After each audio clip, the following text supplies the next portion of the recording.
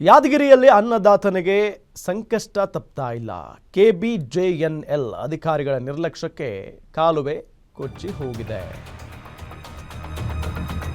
ಯಾದಗಿರಿಯಲ್ಲಿ ಅನ್ನದಾತನಿಗೆ ಸಂಕಷ್ಟ ಮಾತ್ರ ತಪ್ತಾ ಇಲ್ಲ. ಕೆಬಿಜೆಎನ್ಎಲ್ ಅಧಿಕಾರಿಗಳ ನಿರ್ಲಕ್ಷ್ಯಕ್ಕೆ ಕಾಲುವೆ ಕೊಚ್ಚಿ ಹೋಗಿದೆ. ಅಪಾರ ಪ್ರಮಾಣದ ಹತ್ತಿ ಬೆಳೆ ಸಂಪೂರ್ಣವಾಗಿ ಜಲಾವೃತ ಆಗಿದೆ. 60ಕ್ಕೂ ಹೆಚ್ಚು ಎಕರೆ ಜಮೀನಿನ ಬೆಳೆ ನೀರು ಪಾಲಾಗಿದೆ. ಕೊನೆ ಭಾಗದ ಕಾಲುವೆ ಭಾಗದ ಅನ್ನದಾತರಿಗೆ ಸಂಕಷ್ಟ ಎದುರಾಗಿರೋದು ಈಗ. ಎಸ್ಬಿಸಿ ಕಾಲುವೆಯ 25ನೇ ವಿತರಣೆ ಕಾಲುವೆ ಒಡೆದು ಬೆಳೆ ಹಾನಿಯಾಗಿದೆ. ಜಮೀನು ಲೀಸ್ ಪಡೆದು ಕೃಷಿ ಮಾಡಿ ಬದುಕು ಸಾಗಿಸ್ತಾ ಇದ್ದಂಥ ರೈತರಿಗೀಗ ಸಂಕಷ್ಟ. ಸೂಕ್ತ ಪರಿಹಾರ ನೀಡದಿದ್ರೆ ನೇಣಿಗೆ ಶರಣಾಗ್ತೇವೆ ಅಂತ ಹೇಳಿ ಕಣ್ಣೀರು ಇಡ್ತಾ ಇದ್ದಾರೆ ಪಾಪ. ಯಾದಗಿರಿಯಲ್ಲೇ ಅನ್ನದಾತನಿಗೆ ಸಂಕಷ್ಟ ಮಾತ್ರ ತಪ್ತಾ ಇಲ್ಲ. ಈ ಅನ್ನದಾತರಿಗೆ ಸಂಕಷ್ಟ ಅದು ಯಾವಾಗಲೂ ಇದ್ದೇ ಇರುತ್ತೆ ಬಿಡಿ, ಅದರಲ್ಲಿ ಏನೂ ಇಲ್ಲ. ಏನೇನು ಪ್ರತಿನಿತ್ಯ ಕೂಡ ಅವ್ರಿಗೆ ಒಂದಲ್ಲ ಒಂದು ಸಂಕಷ್ಟ ಇದ್ದೇ ಇರುತ್ತೆ. ನೋಡಿ ಅಲ್ಲಿ ಯಾವ ರೀತಿಯಾಗಿ ಬೆಳೆದ ಬೆಳೆಯೆಲ್ಲ ಸಂಪೂರ್ಣವಾಗಿ ಜಲಾವೃತ ಆಗಿದೆ ಅನ್ನೋದನ್ನು ನಿಮಗೆ ತೋರಿಸ್ತಾ ಇದ್ದೀವಿ ನಾವು. ಪಾಪ ಹಿಂಗೆ ಆಗ್ಬಿಟ್ಟಾಗ ಏನಾಗ್ಬಿಡುತ್ತೆ ಅಂತ ಅಂದರೆ ರೈತರಿಗೆ ಏನು ಮಾಡೋದು ಸ್ವಾಮಿ ಅಂತ ಹೇಳಿ ತಲೆ ಮೇಲೆ ಹೊತ್ತು ಕೂತ್ಕೊಂಡ್ಬಿಡ್ತಾರೆ. ಸಾಲ ಸೂಲ ಮಾಡಿ ಏನೋ ಬೆಳೆ ಬೆಳೆದಿರ್ತಾರೆ. ಈಗ ಅಪಾರ ಪ್ರಮಾಣದಲ್ಲಿ ಬೆಳೆ ನಾಶ ಆಗಿ ಹೋಗಿರೋದು ಕೆಬಿಜೆಎನ್ಎಲ್ ಅಧಿಕಾರಿಗಳ ನಿರ್ಲಕ್ಷ್ಯಕ್ಕೆ ಈಗ ಕಾಲುವೆ ಕೊಚ್ಚಿ ಹೋಗಿದೆ. ಕೆಬಿಜೆಎನ್ಎಲ್ ಅಂತ ಅಂದರೆ ಕೃಷ್ಣ ಭಾಗ್ಯ ಜಲ ನಿಗಮ ನಿಯಮಿತ ಅಂತ ಅರ್ಥ.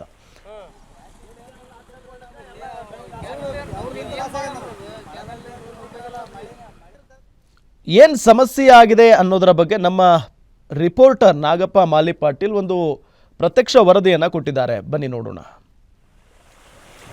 ನಾರಾಯಣಪುರ ಎಡದಂಡೆ ಕಾಲುವೆ ನೀರು ಈಗ ರೈತರಿಗೆ ವರದಾನ ಆಗುವ ಬದಲು ಈಗ ಶಾಪವಾಗಿ ಮಾರ್ಪಟ್ಟಿದೆ ಅಂತ ಹೇಳ್ಬೋದು. ಈಗ ಕೆಬಿಜೆಎನ್ಎಲ್ ಅಧಿಕಾರಿಗಳ ದಿವ್ಯ ನಿರ್ಲಕ್ಷ್ಯತನದಿಂದ ಈಗ ನಾರಾಯಣಪುರ ಎಡದಂಡೆಯ ಏನು ಉಪ ಕಾಲುವೆಯು ಈಗ ನೀರಿನಲ್ಲಿ ಕೊಚ್ಚಿಕೊಂಡು ಹೋಗಿದೆ.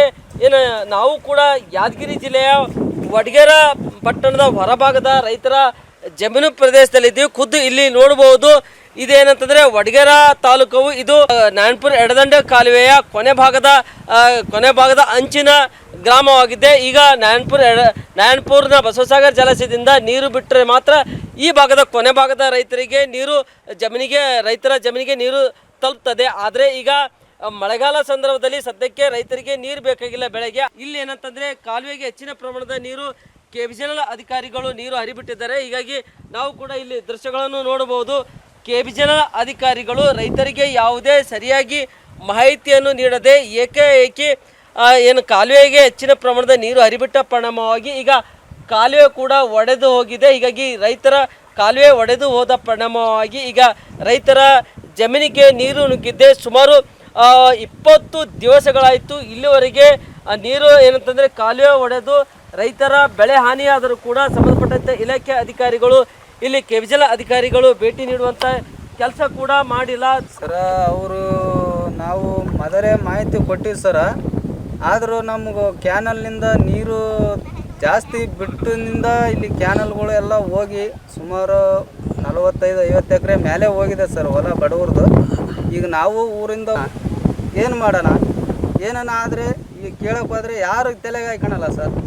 ನಮ್ದು ಏನಂದರೆ ನಾವು ರೈತರು ಕೇಳಕ್ಕೆ ಹೋದರೆ ಒಬ್ರು ಕಿವಾಗ ಹಾಕ್ಯಂತಾರೆ, ಒಬ್ರು ಹಾಯ್ಕೊಳಲ್ಲ. ಆದರೂ ಈ ಕಷ್ಟ ಸಂಕಟನಲ್ಲಿ ಸಿಗಾಕಿದಾರ. ಆದರೂ ನಾವು ಈಗ ಹೊಡೆದೋಗಿದ್ದು ಮುಚ್ಚಬೇಕಂತ ಹೇಳಿದ್ರೆ ಮುಚ್ಚಬೇಕು ಸರ. ಆದರೂ ಕಾಲುವೆ ಕ್ಲೀನ್ ಮಾಡಿ ಕೊಡಬೇಕು. ಬಡ ರೈತರದು ನಮ್ಮ ಜಮೀನಿಗೆ ಏನು ಲಾಸ್ ಆಗಿದೆ ಪರಿಹಾರ ಕೊಡಬೇಕು. ವಿಚಾರ ಮಾಡಬೇಕು. ಇದು ಇಲ್ಲಿನ ರೈತರ ನೋವಿನ ಮಾತಾಗಿದೆ. ನಾಗಪ್ಪ ಮಾಲಿ ಪಾಟೀಲ್, ಗ್ಯಾರಂಟಿ ನ್ಯೂಸ್, ಯಾದಗಿರಿ. ಗಮನಿಸಿದ್ರಲ್ಲ, ಈಗ ನಮಗೆ ಪರಿಹಾರ ಕೊಡಬೇಕು ಅನ್ನೋದು ಅವರ ಒಂದು ಆಗ್ರಹ ಆಗಿದೆ. ಅನ್ನದಾತರ ಗೋಳನ್ನು ಯಾರೂ ಕೇಳ್ತಾ ಇಲ್ಲ. ಅಲ್ಲಿ ಅಪಾರ ಪ್ರಮಾಣದ ಹತ್ತಿ ಬೆಳೆ ಸಂಪೂರ್ಣವಾಗಿ ಜಲಾವೃತ ಆಗಿದೆ. ಏನು ಸುಮ್ಮನೆ ಹೇಳ್ತಾ ಇಲ್ವಲ್ಲ, ಸಾಕ್ಷಿನೂ ತೋರಿಸ್ತಾ ಇದ್ದೀವಿ, ದೃಶ್ಯದಲ್ಲಿ ನಿಮಗೆ ತೋರಿಸ್ತಾ ಇದ್ದೀವಿ ನಾವು. ಅಪಾರ ಪ್ರಮಾಣದ ಹತ್ತಿ ಬೆಳೆ ಇನ್ನು ಸ್ವಲ್ಪ ದಿನ ಆಗಿದ್ರೆ ದೊಡ್ಡ ಮಟ್ಟದಲ್ಲಿ ಬೆಳೆಯೋದದು ಎಲ್ಲ ನೀರು ಪಾಲಾಗಿ ಹೋಗಿದೆ. ಈ ರೀತಿಯಾಗಿ ನೀರು ನಿಂತು ಬಿಟ್ಟರೆ ಕೊಳತೋಗುತ್ತೆ ಆ ಬೆಳೆ. ಬಸವಸಾಗರ ಜಲಾಶಯದಿಂದ ಈಗಾಗಲೇ ಕಾಲುವೆಗೆ ನೀರನ್ನು ಬಿಡುಗಡೆ ಮಾಡಲಾಗಿದೆ.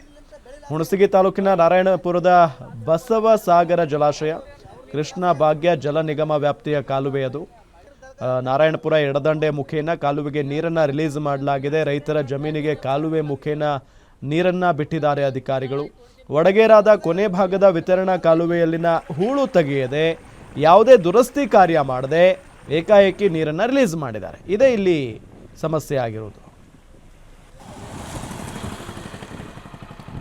ಇದ್ರಂತೆ ನಮ್ದು ಒಂದಂದ್ರೆ ಒಂದಲ್ರಿ, ಎಲ್ಲ ಜಮೀನು ಪೂರಾ ಫುಲ್ ಆಗಿಬಿಟ್ಟದ್ರಿ. ಪಾಪ ಎಲ್ಲರೂ ಬಡ ಜನನೇ, ಯಾರೇನು ಇದ್ದವ್ರಲ್ಲ, ಎಲ್ಲರೂ ಇದ್ರಾಗೆ ಬದುಕೋದು, ಇದ್ರಾಗೆ ಜೀವನ ಮಾಡೋದು. ಇನ್ನೊಂದು ತವಲಿಗೆ ಹೋದ್ರ ಮಕ್ಳು ಮರಿನ ಕಟ್ಕೊಂಡು ಎಲ್ಲಿಗೆ ಹೋಗ್ಬೇಕ್ರಿ ನಾವು? ಪೂರ್ತಿ ನಾವು ಎಲ್ಲಿ ಜೀವನ ಮಾಡೋದು? ಜೀವನ ಮಾಡ್ಲಕ್ಕಿಲ್ಲಾರ್ದಂಗು ಕವಲೆ ಹೊಡೆದ್ಗೆಸಿಂದು ಓಟು ಹೊಲೆಲ್ಲ ನೀರು ಹರಿಬಿದ್ದು ಬೆಳೆ ಎಲ್ಲ ಸತ್ತೋಗಿದೆ. ಸಾಲನೇ ಮಾಡಬೇಕು. ಸಾಲ ಮಾಡಿ ಎಲ್ಲೇನ ನಿಮ್ಮಂಥ ಭಕ್ತರ ಬಳಿ ಸಾಲ ತಂದು ಜೀವನ ಮಾಡಿ ಮಕ್ಳು ಮರುಗಳಿಗೆ ಹಾಕ್ಲಕ್ಕೆ ಬರ್ತದೆ. ಇಲ್ಲ ನ್ಯಾಣ ಹಾಕ್ಯಂಡು ಸಾಯ್ಬೇಕಾಗ್ತದೆ ನೋಡ್ರಿ. ನಮ್ಗೆ ಸಹಾಯ ಮಾಡಲಿಲ್ಲ ಅಂದ್ರೆ ನ್ಯಾಣ ಹಾಕ್ಯಂಡು ಸಾಯ್ಬೇಕಾಗ್ತದೆ ನೋಡ್ರಿ. ನಮ್ಗೆ ಸರ್ಕಾರ ಏನದ ಇವ್ ಪರಿಹಾರ ಮಾಡ್ಬೇಕ್ರಿ.